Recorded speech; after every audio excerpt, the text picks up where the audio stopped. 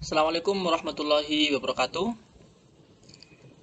Kali ini kita akan melanjutkan kembali untuk bagian IELTS ya. Setelah sebelumnya kita banyak membahas tentang tips dan trik menjawab soal TOEFL, mulai dari listening, structure, dan reading. Kali ini kita akan coba untuk membahas beberapa soal untuk IELTS di bagian listening yang kita adopsi dari Cambridge 13. Nah, ada beberapa hal yang akan kita bahas.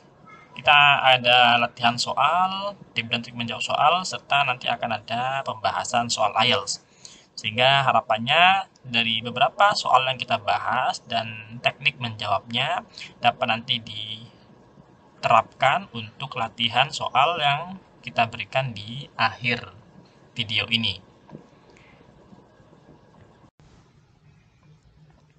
Baik, kita mulai dulu dari listening yang part 1 dengan melihat soal ini ya. Ini ada 10 soal, nanti kita bagi dua. Jadi pertama kita perlu melihat instruksinya diminta menjawab soal berapa dan berapa. Nah, penting juga kita lihat bahwa di sini diminta untuk menjawab tidak lebih dari satu kata ataupun satu angka. Jadi perlu diperhatikan, nanti ketika menjawabnya lebih maka akan dianggap tidak benar ya. Jadi misalnya harusnya singular, dari plural juga tidak tepat, atau harusnya dia studio saja ditambahin the studio juga nanti tidak tepat. Jadi perlu diperhatikan, instruksinya diminta menjawab berapa kata atau berapa angka yang diperbolehkan. Baik, kita mulai dulu simak untuk audio soal yang pertama.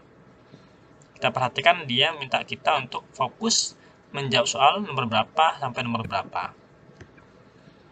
Listen carefully and answer questions 1 to 6. Hello, Tourist Information Centre. Mike speaking. How can I help you? Oh, hi. I wanted to find out about cookery classes. I believe there are some one-day classes for tourists. Well, they're open to everyone, but tourists are always welcome. OK, let me give you some details of what's available. There are several classes. One very popular one is at the Food Studio. OK. They focus on seasonal products, and as well as teaching you how to cook them, they also show you how to choose them. Right, that sounds good. How big are the classes? I'm not sure exactly, but they'll be quite small. And could I get a private lesson there? I think so. Let me check. Yes, they do offer those. Though, in fact, most of the people who attend the classes find it's a nice way of getting to know one another. I suppose it must be, yes. And this company has a special deal for clients where they offer a discount of 20% if you return for a further class. OK, but you said there were several classes. That's right.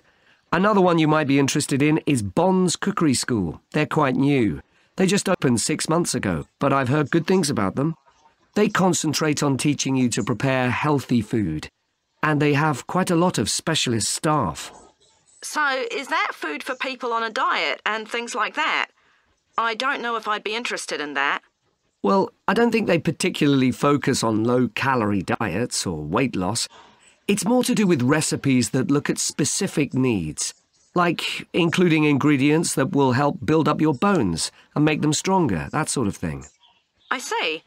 Well, I might be interested. I'm not sure. Do they have a website I could check?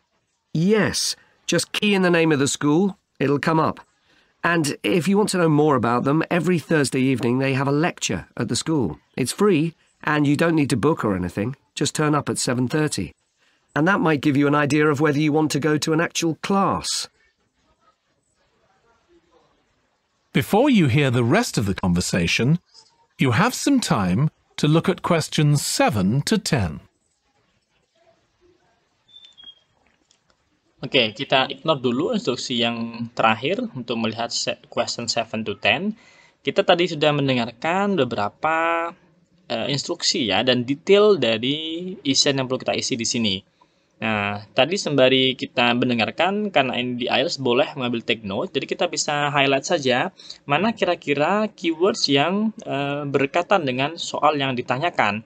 Misalnya yang pertama tadi, dia mengatakan tentang food studio yang fokus pada seasonal food, bagaimana dia cook and choose ya. Jadi yang how to choose and cook. Jadi dia cooknya muncul lebih awal. Nah, sehingga di sini perlu kita menuliskannya adalah kata choose. How to choose and cook seasonal products. Kemudian ada information yang disampaikan, dia menanyakan tentang private class dan dia katakan itu ya dia offer. Lalu sana ada deals dan ada kata discount sebagai salah satu keywords yang memberikan kita clue tentang apa yang perlu diisi nomor 3 ini.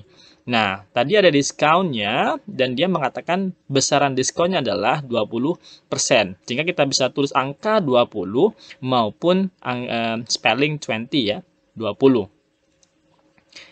Kemudian di yang kedua di Bones Cookery School, dia mengatakan tadi tentang apa sih fokusnya pada Bones Cookery School ini? Dia mengatakan pada healthy food. Nah, tadi healthy food, maka di sini soalnya tidak terlalu persis dengan yang di audio ya. Jadi food that is healthy. Sama. Jadi intinya perlu keywords yang perlu kita tangkap. Kira-kira pertanyaan ini meminta kita menjawab dengan keyword yang mana. Biasanya itu akan bersandingan atau berdekatan dengan yang disampaikan. Kayak tadi, seasonal product, how to cook, dan how to choose. Ini adalah healthy food. Kemudian dia mintanya food that is healthy. Nah, begitu pula nanti dengan nomor 5 ya. Tadi dia mengikuti resep how to strengthen your bones, ya kan? Jadi perlu kita tulis kata bones dengan bentuk jamak. Karena dia tadi mendengarkannya dengan jamak, melafalkannya dengan bentuk bones yang jamak. Kemudian tadi ada courses. Kemudian dia tadi juga ada kata Thursday. Sehingga di sini adalah mereka meminta kita Now untuk menjawab listen dengan and answer questions 7 to 10. Okay, there's one more place you might be interested in. That's got a rather strange name. It's called the Aretsa Centre. That's spelled A-R-R-E-T-S-A. Okay. They've got a very good reputation. They do a bit of meat and fish cookery, but they mostly specialise in vegetarian dishes. Right. That's certainly an area I'd like to learn more about. I've got lots of friends who don't eat meat. In fact, I think I might have seen that school today. Is it just by the market? That's right. So they don't have any problem getting their ingredients. They're right next door. And they also offer a special 2-hour course in how to use a knife. They cover all the different skills, buying them, sharpening, chopping techniques. It gets booked up quickly, though, so you'd need to check it was available. Right. Well, thank you very much. I'll go and check that out.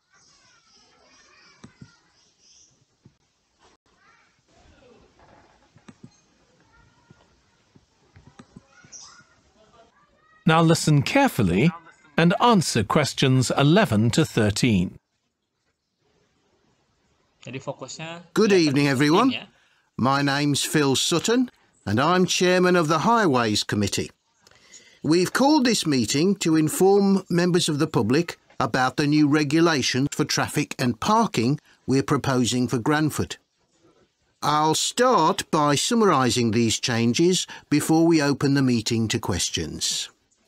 So, why do we need to make these changes to traffic systems in Granford? Well, we're very aware that traffic is becoming an increasing problem. It's been especially noticeable with the increase in heavy traffic while they've been building the new hospital. But it's the overall rise in the volume of traffic of all kinds that's concerning us. To date, there's not been any increase in traffic accidents, but that's not something we want to see happen, obviously. We recently carried out a survey of local residents, and their responses were interesting. People were very concerned about the lack of visibility on some roads due to cars parked along the sides of the roads. We'd expected complaints about the congestion near the school when parents are dropping off their children or picking them up. But this wasn't top of the list, and nor were noise and fumes from trucks and lorries, though they were mentioned by some people.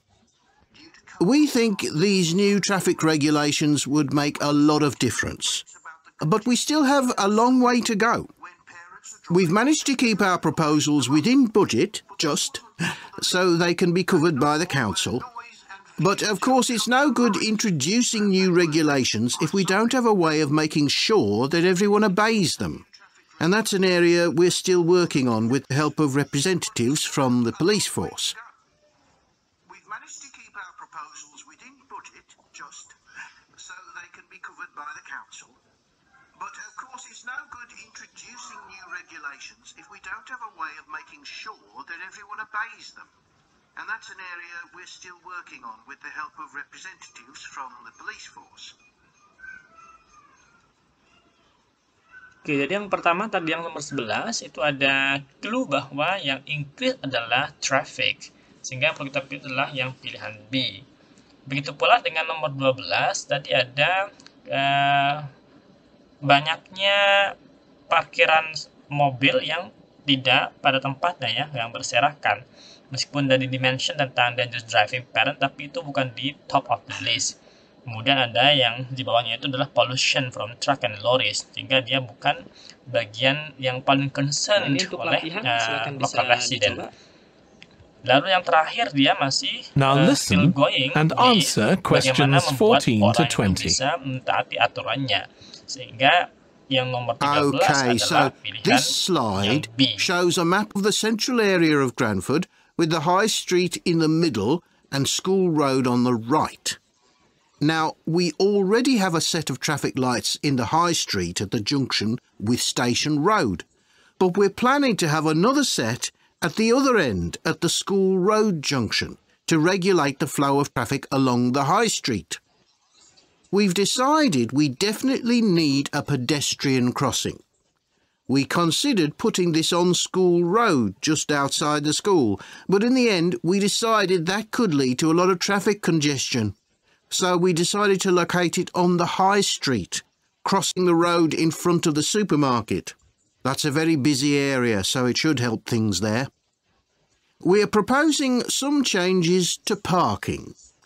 At present, parking isn't allowed on the High Street outside the library, but we're going to change that and allow parking there, but not at the other end of the High Street near School Road. There'll be a new no parking sign on School Road just by the entrance to the school, forbidding parking for 25 metres. This should improve visibility for drivers and pedestrians, especially on the bend just to the north of the school. As far as disabled drivers are concerned, at present they have parking outside the supermarket, but lorries also use those spaces, so we've got 2 new disabled parking spaces on the side road up towards the bank. It's not ideal, but probably better than the present arrangement. We also plan to widen the pavement on School Road. We think we can manage to get an extra ½ metre on the bend just before you get to the school, on the same side of the road. Finally, we've introduced new restrictions on loading and unloading for the supermarket, so lorries will only be allowed to stop there before 8 a.m. That's the supermarket on School Road. We kept to the existing arrangements with the High Street supermarket. OK, so that's about it. Now...